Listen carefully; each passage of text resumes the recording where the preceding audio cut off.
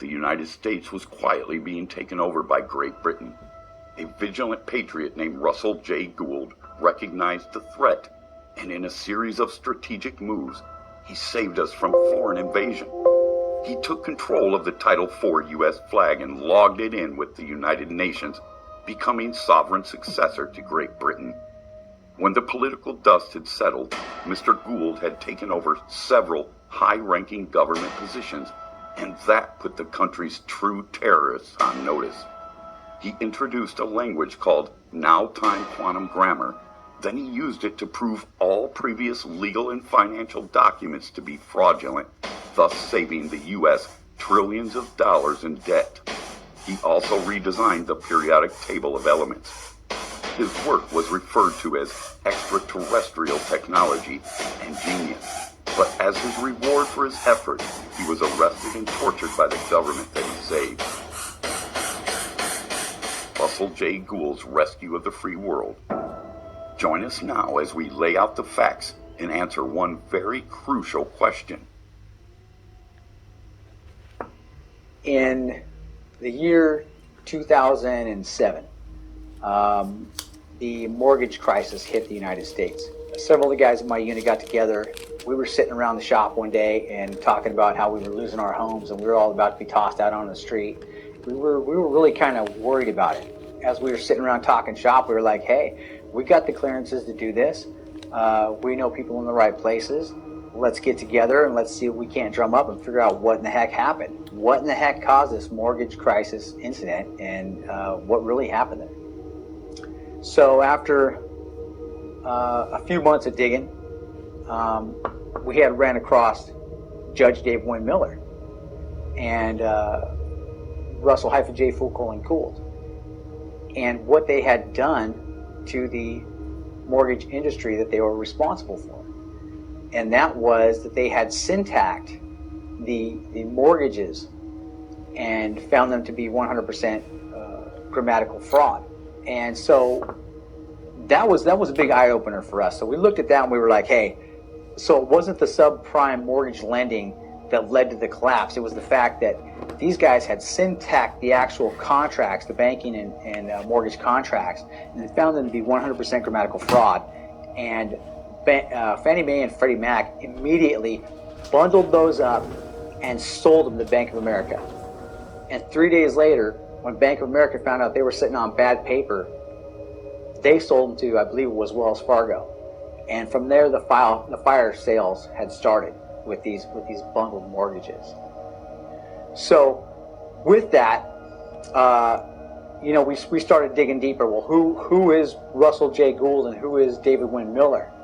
But what really unlocked the entire mystery for us was the fact that there was a grammar key on the mortgages that had been syntaxed, the Fannie Mae and Freddie Mac mortgages that were syntaxed by these guys. They had a grammar key or a syntax key on the side of the paperwork. And so we were like, okay, well, we understand how syntax works and how there was grammatical fraud going on, but what gave this key, this syntax key that they were putting on the paperwork, the power to syntax that document?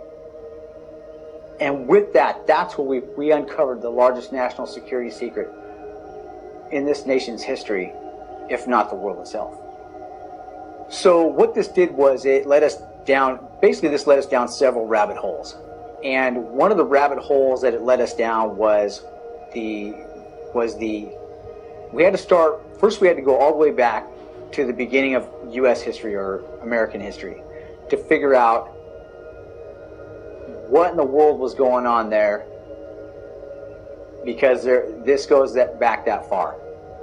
So we went all the way back to the start of the 13 colonies and the original bankruptcy of the United States, and that's really what this all stems from, is the bankruptcy of the United States, the first bankruptcy. And so when the 13 colonies was fighting for its freedom from the British Crown, there was a post office down in Philadelphia, and that was the Benjamin Franklin Post Office. And that post office was open until the war started, and because all war vacates contracts. So because the 13 colonies weren't yet an independent nation state of their own, or a nation of their own, they had to close that post office down because they were fighting for that national statehood. And after the American Revolution, that post office couldn't be opened back up because it was in a state of bankruptcy. It owed 1.6 million francs to the French for funding the American Revolution. So at that point, Spain and France argued over who was going to put the postmaster general position here in the colonies to open it up to commerce. Why is that important? Why was that so important? Well, when we take a look at it, Spain argued that they had found America first, that Christopher Columbus had found America first, and so they had rights to it. France argued that without loaning America the 1.6 million francs, America wouldn't even be open for capture. But the King of Great Britain, or Great Britain still being the reigning monarch in the world, told Spain and France, I'm still the reigning monarch in the world, and I'm going to put my post office in up there. Those are my people. And when we went back and looked at the American history, you could see that the founders of the Republic talked about that. They said that they would much rather have chosen Great Britain as opposed to Spain or France, because they were used to Great Britain's wiles. They understood how that monarch operated. And so they decided that it was best to just continue working with him because they knew how he operated, and they knew the wiles of this guy's operation and how his construct worked. And they weren't too sure about Spain or France and didn't want to start getting involved with someone they didn't know anything about. So they decided to go ahead and joined her with Great Britain, and they put the post office in Washington, D.C., Great Britain's post office in Washington, D.C., which is a foreign enclave of the United States. It never has been part of the United States, and it was opened up as the District of Columbia as a foreign enclave because it was the post office for Great Britain. So what that means is that the King of Great Britain placing his post office here opened up commerce to the rest of the world because he was the reigning monarch.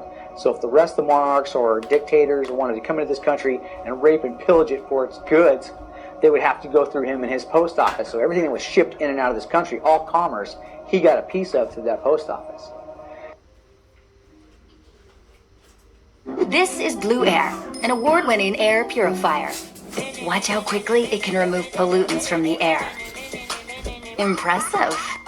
That was the first bankruptcy, was Benjamin Franklin borrowed 1.6 million francs from the French. The second bankruptcy started when Abraham Lincoln borrowed the money from the IMF and the World Bank. Now, before I get into that, I want to say this. So the founding fathers had a pact, and that was that an accord, a gentleman's agreement between themselves, and that was that they were to never borrow any money from the IMF and the World Bank.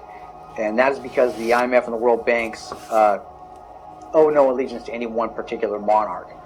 And so they decided, the agreement was that they would only borrow money from other monarchs because the monarchs were only as powerful as their armies. And if they stayed in contract with two monarchs at the same time, if one monarch ever decided to try and invade the colonies, they would have to concur with the other monarch first before they could invade, so they didn't mess up something that other monarch had going on. So it gave the colonies time to react and get a plan in place to go ahead and move forward and try to figure out how to get themselves out of whatever debacle they might have found themselves in.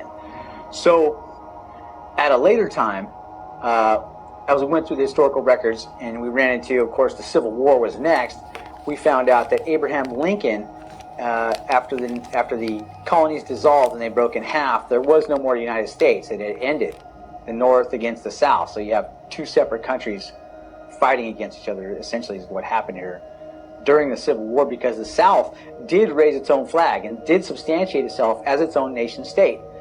Abraham Lincoln, we found, violated the pact. He was the president that went ahead and borrowed money from the IMF and the World Bank, thereby violating the gentleman's agreement or the accord that the founding fathers had to never do that.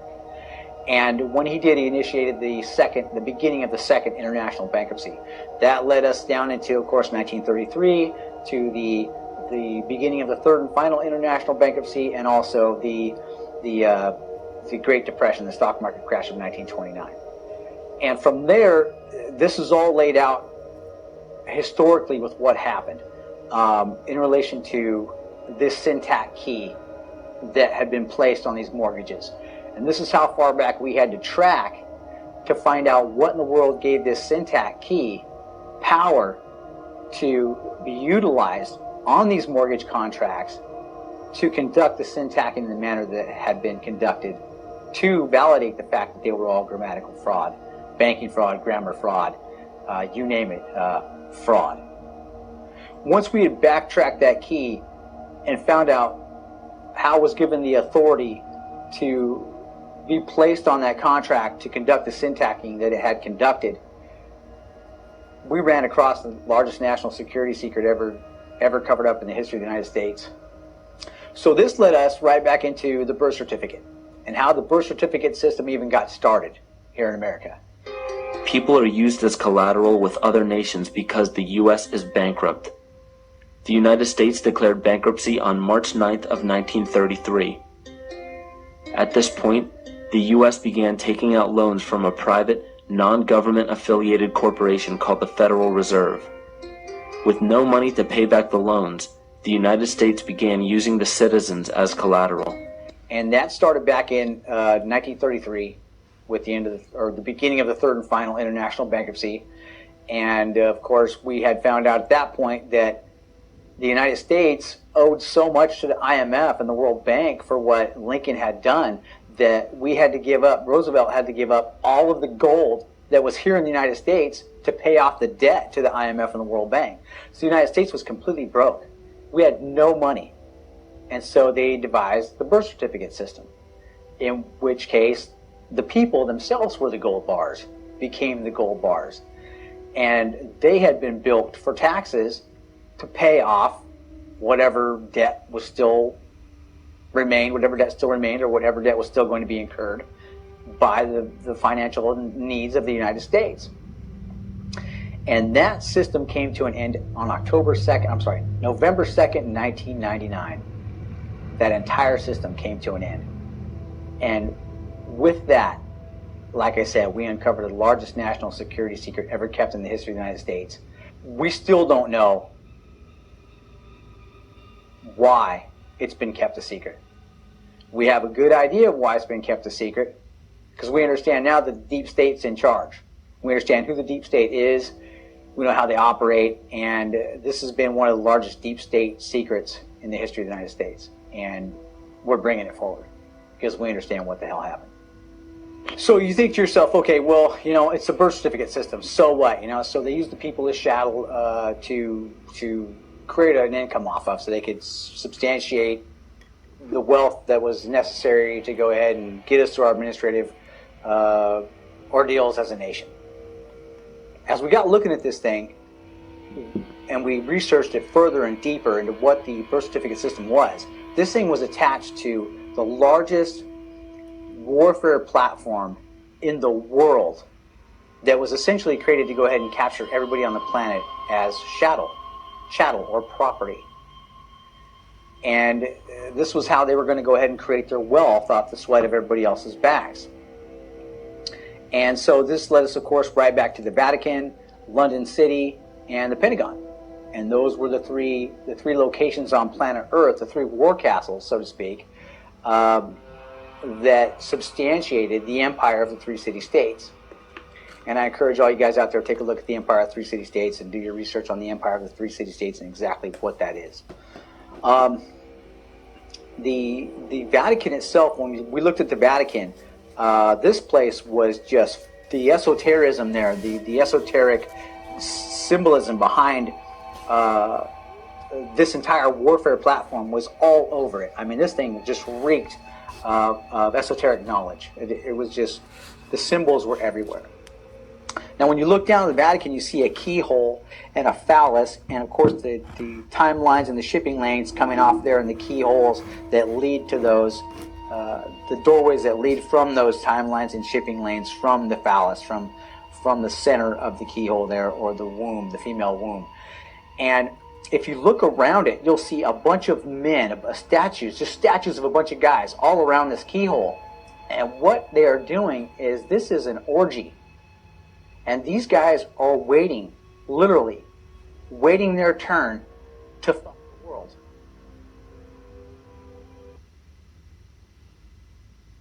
I can't emphasize that enough, what that means. They're waiting for their turn to be the next pope so they can be in charge of what they're in charge of.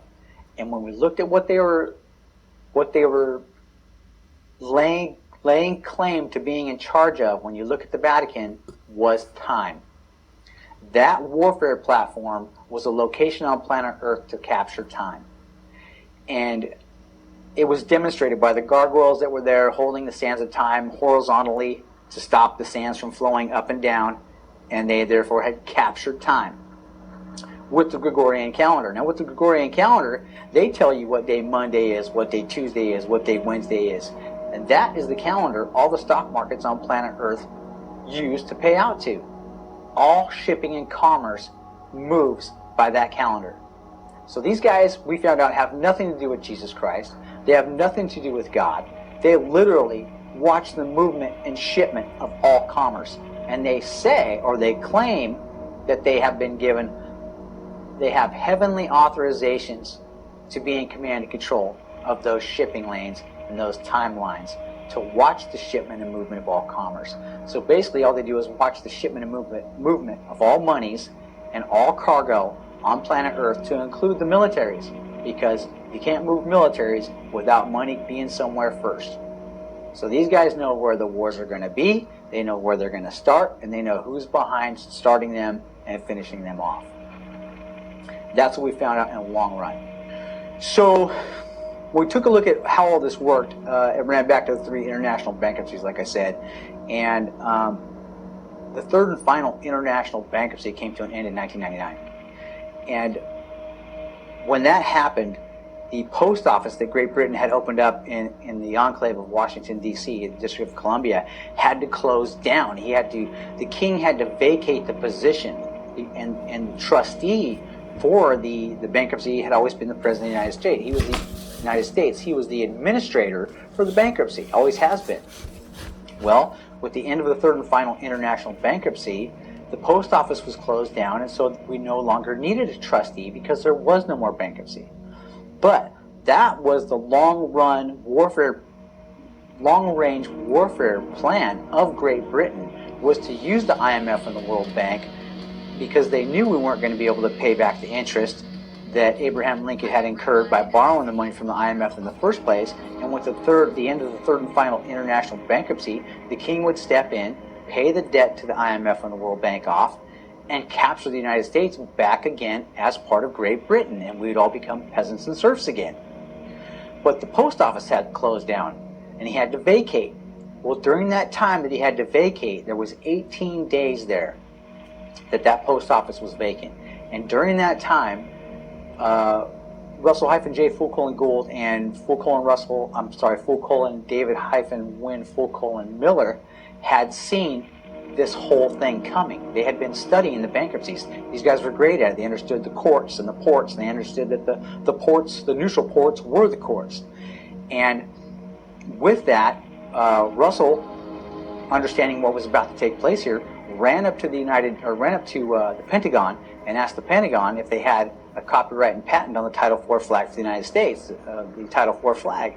And of course the Pentagon told him, no one's ever asked us that before, Russ, and he said it doesn't matter anyway because the grammar on the contract was all grammar fraud. I've syntaxed it and disqualified it, and my country's about to be captured, and as an American, I have the right to protect my flag and my nation against all enemies, foreign and domestic, and this was a domestic takeover. So he captures the flag, takes off to the United Nations, legs in at the United Nations, and when the United Nations said, okay, but all the land on planet Earth is taken up, Russ, what land do you choose? He said, well, we choose the land of the courts during the time of the contract. And of course, with that gave them the highest and most powerful court on planet Earth. He turns around, and during that 18-day vacancy, he legs back in as Postmaster General here for the United States and keeps the continuance of the evidence for the post office open to allow commerce to still be conducted, but under his authority, not under Great Britain's any longer.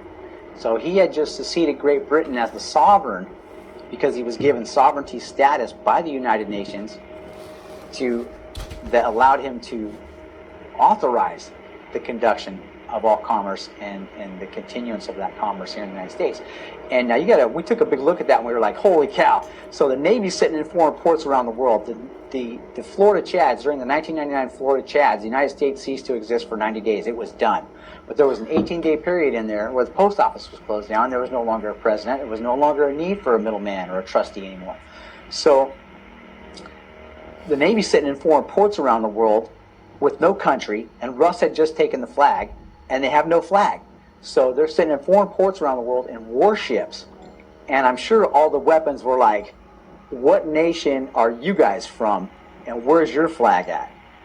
And when we went through the presidential paperwork and the congressional record, this is all chronicled in the congressional record and the presidential paperwork that we had ran across for that day, that we had found with what happened was that Bill Clinton was halfway around the world in Kosovo with the National Security Council. At 9 a.m. in the morning, he got a phone call from here in the United States telling him that the Title IV flag had just been captured by Russell J. Gould and David Wynne Miller. And it was now their new flag. They had just saved the United States from a surrender and takeover of Great Britain, this orchestrated long-range warfare attack that these guys had spent 200 years orchestrating had been stopped in its tracks by these guys. So the Navy immediately signed on with Russ in 2003, and we're like, you're the new sovereign for the country, you got the flag, you saved the United States from surrender and takeover. Outstanding, no one's ever done that. And he legged in with them and leased the flag to the Navy so the Navy could continue to conduct its commerce, its shipment, because the Navy's all shipping. So they were able to ship themselves around the world and continue to protect the United States in a defensive posture, or offensively should they need to move to an offensive posture. Russell J. Gould had quietly become the new, we call him Commander-in-Chief of the North American continent, the United States, and also Canada. And it has to do with postal. So Russell took over as Postmaster General here in the United States, and the Canada Post Office has always been attached to that location. So he took over as the Canada Postmaster General as well, taking command and control of the entire North American continent in the process. So this is when we started hearing a bunch of stuff about how the U.S. Constitution had come to an end. We were hearing the administration up in Washington, D.C. tell us, hey, there is no Constitution. And we couldn't figure that out. We were like, what in the hell are you guys talking about? There's no U.S. Constitution. Well, it wasn't the actual U.S. Constitution itself that dissolved in relation to the Bill of Rights and your freedoms here and the way the government operates as far as the legislative, executive, and judicial branches. But in relation to that, they were saying that there was no U.S. Constitution. But it wasn't so much that, like I said, that the U.S. Constitution itself dissolved. It was the banking constitution that constituted the United States. That end of the Constitution, the outline for the banking constitution, had come to an end. It was the end of the third and final international bankruptcy, so we no longer needed a trustee. So the people of the United States would then have to be informed, hey, we now need to reconsolidate and resubstantiate the entire country. We need to pick a new Senate. We need to pick a new Congress. We need to pick a new president or elect a new president. And we have to go through the entire rebuilding process for the United States to move forward in a quantum manner, because the new Postmaster General system is all quantum. And he was the only person in the history of the world to do this, set up this quantum construct. And we'll get into that quantum construct here in a little bit, but I wanted to tell you guys about the rumors we were hearing about the U.S. Constitution coming to an end. It wasn't the U.S. Constitution and our laws and our liberties. It was the fact that the banking constitution had come to an end and was closed out with the end of the third and final international bankruptcy. And with that, the birth certificate system here in the United States ended. And so there's all the little kids that have been born since 1999 aren't supposed to be born on a birth certificate system.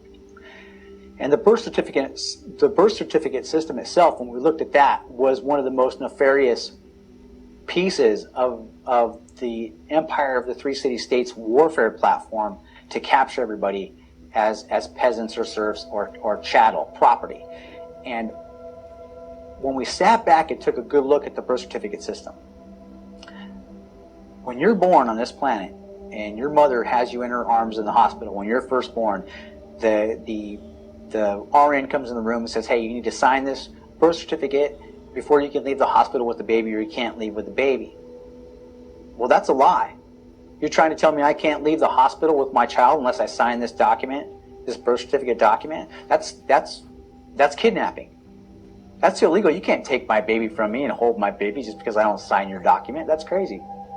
So what we found out was that the baby's name is all in capital letters on the birth certificate. And when your mom signs that thing, she signs in cursive, which is considered necromancy, communication with the dead. The only place you find all capital letters in anyone's name is on a tombstone. That's the only place you're supposed to find it. You're a dead entity. Well, when you're born into this world, you're considered a dead entity due to the shipping war that we're all in. So you're automatically, when she signs that document, and everybody signs in cursive, she's conducting necromancy, communicating with the dead. And when you're legged into that massive corporate construct of the Empire of the Three City-States, you're automatically presumed missing, dead, or presumed lost at sea. So you're a dead person. You're just a piece of cargo. So when you take a big look at this in relation to the esoteric symbolism behind what the Vatican is doing and what London City and those guys are doing, and the P2 Mason lodges, the Knights of Malta, the Knights of Columbus, and the Jesuits, which is the militia for the Vatican. This group of people are the secret lodges on this planet, and they utilize this shipping warfare system to conduct commerce on planet Earth. It's how they make their riches. Quite frankly, we found that a little aggravating. I mean, we were pretty upset when we got to the bottom of what the birth certificate system is. It's claiming that you are owned. You're a piece of cargo and that you're owned. Owned by whom? Well, we're owned by the Vatican. And they claim a lot more than just your body. They're literally claiming things within you. I would go so far as to say your soul. And I mean, you want to talk about a construct, a warfare platform on this planet that is nothing but nefaric. That is it. The Vatican is the location. So what we were looking at was, with this global system of governance, was we'll just call her a female. We'll call her, as a matter of fact, it's the Great Whore of Babylon. She's the Great Whore of Babylon, as clearly laid out in the Bible. This system is based in Admiralty and Maritime, the International Admiralty and Maritime Law of the Sea. And all of the corporations on planet Earth, to include the Empire of the Three City-States specifically, contribute to the strengths and the existence of this system, this female, we'll call her. In relation to what Commander-in-Chief Russell J. Gould has done with his system, was that he created a now time scenario, and with that, of course, he had his own elemental table and a periodic table and elemental chart, and his elemental chart was so genius in its construct that it destroyed the previous elementals chart. And when it did that, it took down the planet's ability to communicate. It has just destroyed all the nations' ability to communicate with one another in relation to shipping and the movement of commerce, because they could not create a mathematical fact or a 0 point to base their sums and differences upon. So it destroyed their ability to communicate with one another. So when he went back in and captured the position as Postmaster General here in the United States and resubstantiated all commerce, he had to reopen the United States back up to international trade and commerce. And when he did that, he had to physically go into the locations on planet Earth, such as the International Trade Organization, World Trade Organization, and leg in as the American, the last American standing here in the United States that had the flag, had a banking constitution, had his own elemental chart and periodic table, to say, hey, I'm open for business and I want to open commerce back up. And so he went to these locations, to these giant corporations, and when he did, he disqualified that position because the syntax was found to be fraudulent. It was grammar fraud in relation to what he had constructed, because he had rebuilt the entire system for communication. And so the old communication system was thereby destroyed. So with it being destroyed, he's now got to go into these locations anyway, not just to set up international commerce for the United States, but to set them up properly, because they were destroyed with his construct. So now as he sets them back up proper, the whore of Babylon that was once using Admiralty and International Admiralty and Maritime Law of the Sea to claim everyone as presumed missing, dead, or lost at sea. And when we went back to biblical scripture, of course, and this leads all the way back to that, Satan accuses man day and night in front of the throne of God as already being dead. And when you further look at the esotericism behind that, he's basically trying to mirror what God did. And God destroyed the world by a flood.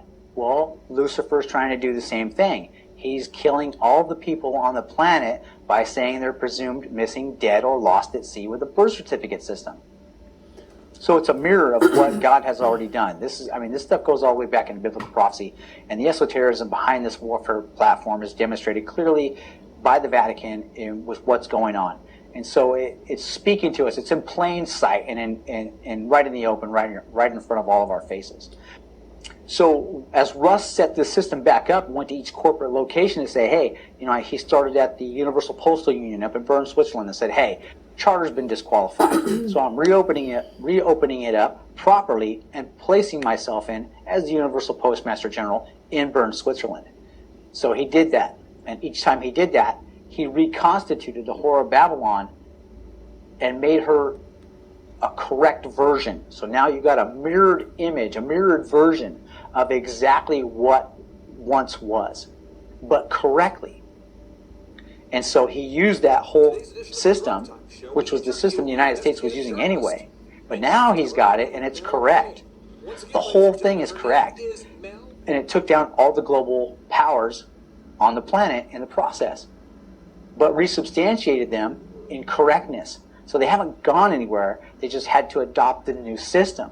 And with that system, there's no longer any ability to create contract fraud in that system. You can't lie, cheat, or steal, or create a loophole in the contract because it's a mathematically certifiable grammar.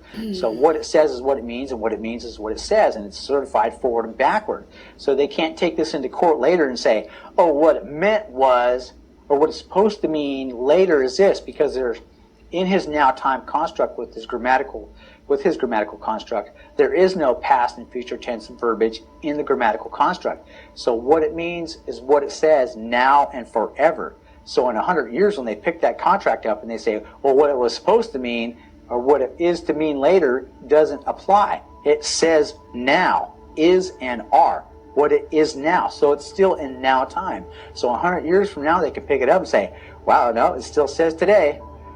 Nothing to argue over here. So if you violate the contract, it's obvious, and you're busted for it. They'll take you to court. Of course, the ramifications behind that and the litany of charges that could be created would eliminate the opportunity for fraudsters and racketeers to try to take advantage of that system. It'll be removed. When you further go back to look at this and take a real serious look and examine this entire thing, and we spent years on this now. We've spent a decade researching this entire matter.